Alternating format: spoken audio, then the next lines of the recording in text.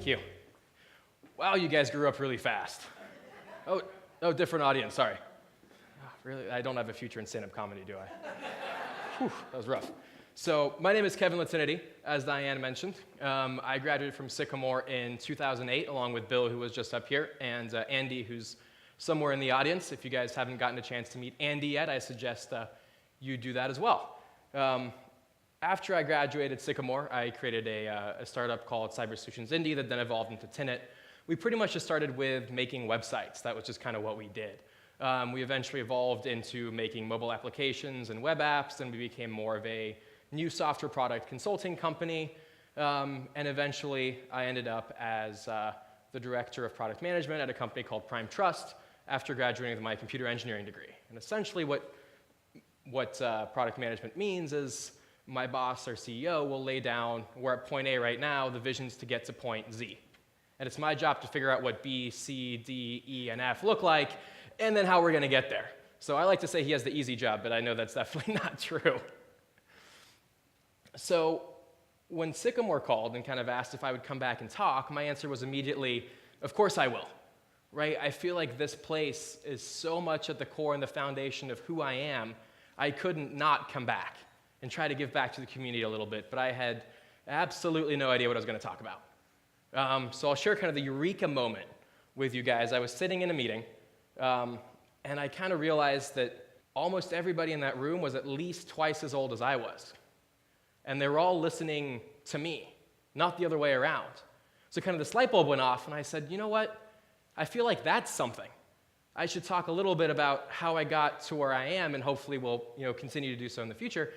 So why don't I talk a little bit about how to create and pursue opportunities? And I thought that was something that could be interesting to you folks as well, and then also to the kids who are just kind of starting out. So to me, real opportunities come at the intersection of different things. You can keep iterating on a given product. You can make a better mousetrap. But when you combine two things, that's when you get something that's truly interesting. So to share a few examples for you, we'll pick out iTunes, for examples. So you had records, you had CDs, you could have kept on improving the form factor, getting more music, making it smaller and smaller and smaller. But what made iTunes really interesting was the combination of music and digital distribution. Right? So before, you had to sell your CDs, and the CDs came with every song on an album. You couldn't really just go and buy one song. So for artists, it was harder to sell their music and to have their stuff played, because if you got one or two hits, no one's going to pay for 20 songs to listen to one. That didn't make a lot of sense. When iTunes rolled around, you had the concept of digital distribution. Now all of a sudden, you could sell just one song. You could sell just two songs. And you could go globally instantly. Let's talk about Starbucks, which is where this talk was actually conceived and written about 3 hours ago. Yeah. You can get coffee almost anywhere. Right? I can go to a gas station, I can get a cup of coffee. The process is pretty simple. I walk in, I get my coffee, I leave. When I was thinking about I got to rework this talk a little bit for the more adult audience, it was a no-brainer for me to go to Starbucks. They've been able to combine coffee. They didn't make better coffee. They combined coffee with this magical kind of third place where you'll go between home and work, or you'll go to work when you don't want to be in the office. And then finally, if we look at Uber, you can make faster taxis. You can make taxi drivers that have better English. You can do a lot of different things. And you could even combine taxis with an app to hail them so you don't have to call the taxi company. But what's really interesting about Uber is the intersection of taxis and then personal vehicles. So you don't have to go out and buy a taxi driver, do it full-time, get your medallion, buy the cab, all these things. Anybody can do this on the side now on their schedule whenever they want, for as long as they want. There's no calling in sick. There's none of that stuff. Right? So when you combine these two very different things, I think that's where you create very, very real opportunities. So how do you pursue those? To me, there's three things. One, you got to be able to create opportunity. You got to be able to combine things. Otherwise, to me, it's not very interesting. Then you need people. And then finally, you need to be able to execute. So combining things, I think, is actually a skill that I learned right here in this building. When I think back to my time at Sycamore, I'll share a story that's very near and dear to my heart of Science Olympiad. It's an after-school program here. It's kind of an engineering kind of a program, and essentially the way Science Olympiad works is you've got a bunch of different competitions. You've got academic competitions, which, I don't like books. Don't get me wrong, I know how to read, I just don't really like to do it. And then you've got building competitions, which is what I, obviously going on to get an engineering degree, was very interested in. And the way they work is they lay out some constraints. So we'll talk about gliders for a second. Andy was actually in this event with me. Kind of go, okay, you want to build a glider that's going to stay in the air for as long as possible. And then you give some constraints on the wings can only be so big, it can only be so heavy, whatever you want. And when I started this out, Mr. Schuth was kind of overseeing all this stuff, and I started out with styrofoam. I thought, okay, that's light. Shaved a bunch of styrofoam, sanded it all down, and got a nice airplane-looking shape. But turns out that was still too heavy, so styrofoam didn't work. So I tried to combine that. Nope, scrap that. Let's try something else. Realized we can get balsa wood, which is really light and has a lot more strength to the structure. So we can use that material, great. But you can't build the entire thing out of wood. That doesn't make any sense. So you've got to combine some different materials. We ended up using saran wrap to cover the wings. It was really light, got a bunch of lift, all that good stuff. So we kind of had to combine these different materials together, and that's the genesis of this glider. And then we had to figure out what the design was going to be, right? So my first glider, I thought it was fantastic. It was the greatest thing in the world. It flew so well. We put it in the gym, and you know what it did? It didn't stay up very long because it hit the wall and then dropped like a rock. That doesn't work. Okay, what other design elements can we introduce? Okay, we can combine turning into the glider. So now it's going to spin in circles all the way down to the ground. It's not going to crash and fall. The competition's not how far can it go, it's how long does it stay up. So even if it ends up right where it started, the time it takes, perfect. So that skill set of kind of combining different things into one, that all started at Sycamore at Science Olympiad. So what I do today, one of the products I worked on that we're launching next week is called a college savings trust. So we've been thinking about 529 plans, which I'm sure everyone in this room is fairly familiar with, and different ways to save for your kid's college education. And we decided they're not great. Let's just leave it at that. I'll reserve my harsher words for when I'm back in the office. They count against your kid's financial aid, and if you overfund them, there's a 10% penalty. So sure, they're tax advantaged, but your kid does well, they get a scholarship, now you've got a 10% penalty on everything you save. That doesn't make a lot of sense. So what we've taken trusts, which are this great financial vehicle that's usually only been accessible to the more wealthy, that's got some great features, like asset protection. If you go through a messy divorce, you get sued, IRS comes after you, those funds aren't technically yours. The trust is its own legal entity, so they're safe. They can't be touched in lawsuits. They can't be touched in divorces. And when you're thinking about your kid's college fund, you kind of want that money to be safe.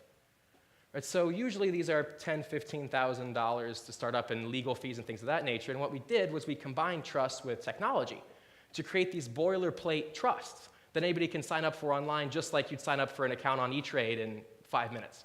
Same concept. And then we took that and we said, well, your kid's got 0 to 18 until they have to go to college. Wouldn't it be great if that money could grow for 18 years? So we looked at Betterment and Wealthfront and some of the apps that are doing similar things, and we said, why don't we have managed investments? So you have different pools that you can throw money into, and then we have our investment officers will invest those funds accordingly. So what we did, which was, I think, very interesting, is we combined trusts with technology with managed investments. And that is way different than a little glider that's going through the gymnasium. But the skill set's the same. It's about finding these interesting things and combining them in new ways to create opportunities. And the second thing, to me, always comes down to people. So I work in tech, which is always notoriously known as the anti-people sector. You think about robots replacing workers on factory assembly lines, things of that nature, right? Tech is evil for humans. Skynet, Terminator, all those great things. But to me, technology is humans are integral in technology. So you think about those robots on the assembly line, if humans aren't buying cars, those robots have nothing to build, right? So I think when you're combining different things, and that's kind of the theme you'll see is a lot of combining, not only do you have to combine different things into an opportunity, once you've got an opportunity, then you've got to combine other factors to go after it. And I'll share a story that I think networking is a very, very powerful tool. Of when I had my startup, I met a guy at Illinois who was part of the Entrepreneurship Association. Right, and he introduced me to a group called Kairos, which tried to curate what they called the top college entrepreneurs from around the world. And we would meet once a year in New York or LA and things like that, and they'd bring in mentors and all that stuff. And one of the mentors there is the one who introduced me to Scott, now the CEO at Prime Trust. So by bringing the human element in, that's kind of what got me from point A to point B to point C, was introductions from different people, people's friends, family. But I couldn't just meet people, right? You had to combine kind of the work behind there. If I didn't have TalonTED, I never would have been in this entrepreneurship organization, right? But if I had never met people, I would have had TalonTED, but I never would have gotten in the entrepreneurship organization either, right? So combining those two things is what kind of got me the introductions and the path to where I am now. So that kind of leads to the last point, which is execution. It takes a lot of hard work. Right? TalonTED is not, building a startup is not something that you do in 3 hours on the side. And TalonTED never sold for millions and millions of dollars, but it was a fantastic learning experience, and it was a ton of work. And it was definitely a stepping stone to where I am now.